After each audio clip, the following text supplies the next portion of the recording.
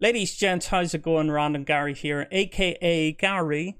Right. I'm going to be doing another military reaction video today. If you don't know why I'm doing these, I spent 12 years in the British Army.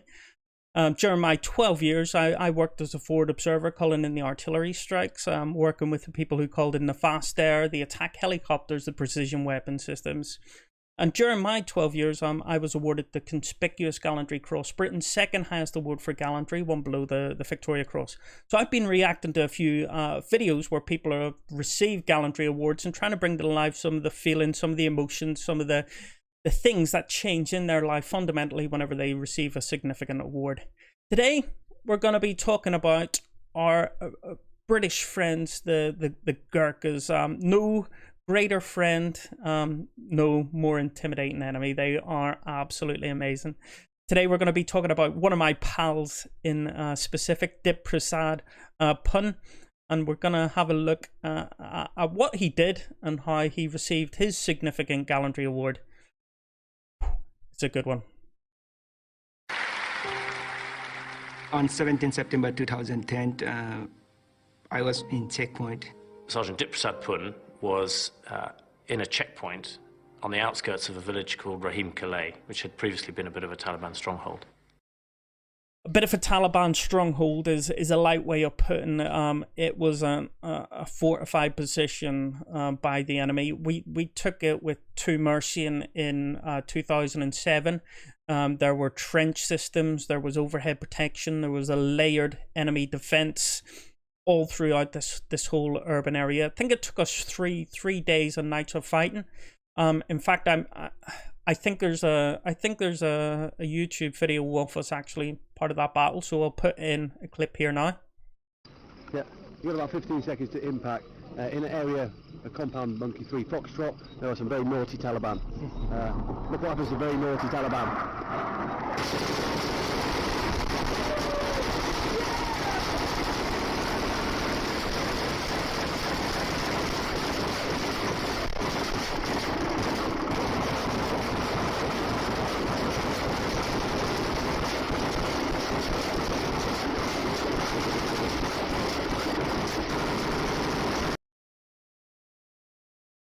And even once we took the area, the enemy didn't melt away. So that was just a couple of years before this year. It was a tough to work area.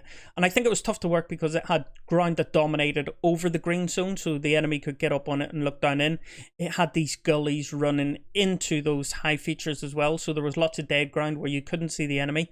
And down in the green zone itself, it was very close. There was lots of tree lines, there was lots of maize crops, so the enemy could get very close to you. We could get also very close to the enemy without knowing that one another was there. I think the average kind of contact initiation, so the average firefight was initiated from under 5 meters, so it was very, very close.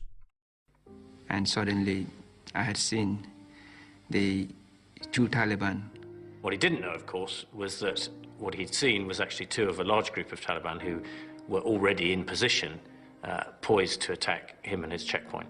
Firing started coming from all around him. Effectively, for the next 15 minutes or so, he fought off several waves of attack.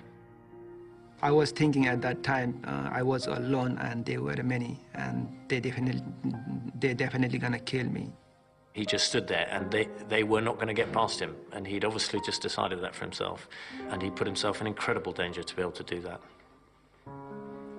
He was awarded the Conspicuous Gallantry Cross, which is second only to the Victoria Cross, and an absolutely just recognition of what he did that night. It's powerful for me to see this here because my service was quite similar. It actually means a lot to the Gurkhas to be in front of the Queen, and it actually means a lot for the Queen to be in front of the Gurkhas, believe it or not. The Queen actually has two personal Gurkha bodyguards. You can just see one of them, two behind the Queen there, just to her top right. You can see his kukri, their traditional knife, their traditional blade, just underneath his left arm. They're the only real people who are allowed in close proximity with a weapon as such. So she thinks a lot of them, and it's easy to think that there's quite a bit of separation from the Queen to the soldiers on the ground. Actually, what impacted me the most, and you're not really meant to talk about what the Queen says to you at these ceremonies, but the Queen knew quite a bit of detail about what I had done. She knew quite a bit of detail about the people around me. She's extremely well briefed on why you're receiving this award, and it just humbles you. It absolutely humbles you. And I'm sure Dip is just unbelievably overwhelmed and I'm feeling an immense amount of pride. And the other thing that you've got to remember is he was fighting for his life to get this award. He was in a dirty place, in a hot place in Afghanistan, and here he is now stood in front of the head of state for Britain and the Commonwealth in Buckingham Palace receiving this award. So the two worlds could not be further apart. Such a weird feeling. I do really proud to being a Gurkhas because my grandfather and my father was also Gurkhas, and I'm really proud to get this award. And it's about to go into the service here, but I just want to build up on what Dip done. So throughout the 15 minutes of battle that he was in, he fired over 400 rounds of ammunition. That was both through his SA-80, so his personal firearm, his personal rifle. He fired and threw a total of 17 grenades, white phosphorus and HE. He fired them out of his underslung grenade launcher, and also threw them the old-fashioned way with his arms. He also had a general purpose machine gun, so a 7.62 machine gun. He used all of his ammunition on that, and at one point one Taliban fighter was climbing up onto the rooftop that he was on top of, and because he didn't have any ammunition left, he actually beat the Taliban fighter with the tripod of the machine gun. It is just phenomenal what he managed to do, and I think he mentioned it earlier on that he was convinced he was going to die. Something that really resonates with me here is I'm a huge fan of Major Dick Winters. Dick Winters is a hero of mine, and if you don't know who he is, you need to watch Band of Brothers. He was part of the 506th Parachute Infantry Regiment, a part of the American Airborne. And in his book, he describes 3 mindsets of a soldier at war. The first mindset is, I'm amazing, I've trained really hard, I'm really good at this, it will never be me, I will never get hurt. The second mindset is, I've seen my buddies get hurt, they were good, it could be me next. And then the third mindset is, it's me next. And you go one of 2 ways on that it's me next kind of mindset. One of them is, I'm going to kill as many of these bad guys as I possibly can. I am going to be an absolute ground hammer and destroy their world. And the other mindset is, I want no part of this. I don't want to fight no more. I'm done. That's me. And I really recognize with Dip's mindset here of, I'm about to die and I'm going to take as many of them as I can. I think it sums up the situation he was in perfectly. What he was doing. He was trying to kill as many of these enemy fighters, so whenever the patrol who had left that base that he was securing, whenever the patrol came back, it was likely that they'd be able to fight through what was left. I think it's absolutely incredible and humbling. He could have easily just tried to do a runner and broke contact. No, he stood his ground and give those 15 enemy what for.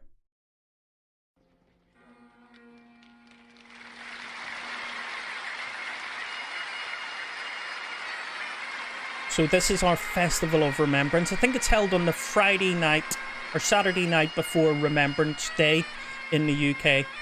And what's going on here is something called a drumhead service. Now, whenever the British Army were at war and we lost a number of our comrades, what we would do is try to have as official a ceremony as we could, an act of remembrance.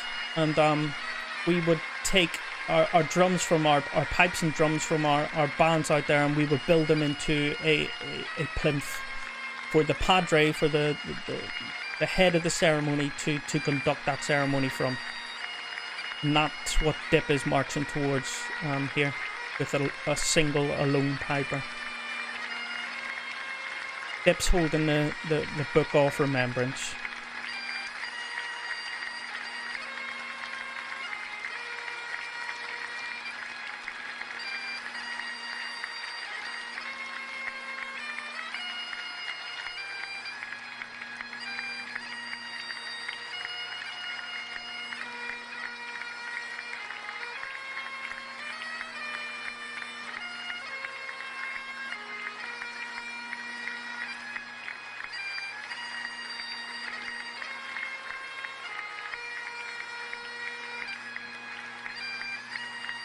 And we, as in the British Army, we would still try to hold these drumhead ceremonies whilst on operation, especially if we had lost one of our friends. So it bears great significance to us. It's something that's always a stark reminder whenever you see it, the cost of war.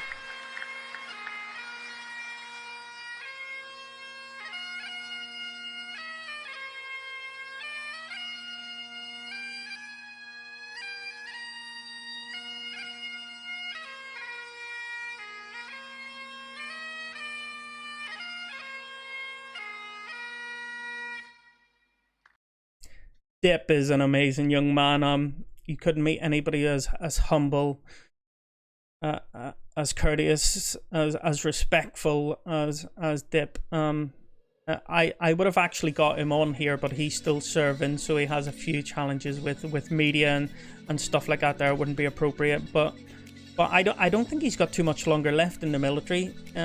If you would like to see Dip on here, me and Dip having a chat about his experience, please comment below. Please give this video a like, share it. Let's build a subscription. Let's let Dip know that we're interested in hearing his story, and let's get it out there, because it's just unbelievable what he did. I think we only bear witness to a very small part of what happened on that evening, and I would like to know a little bit more.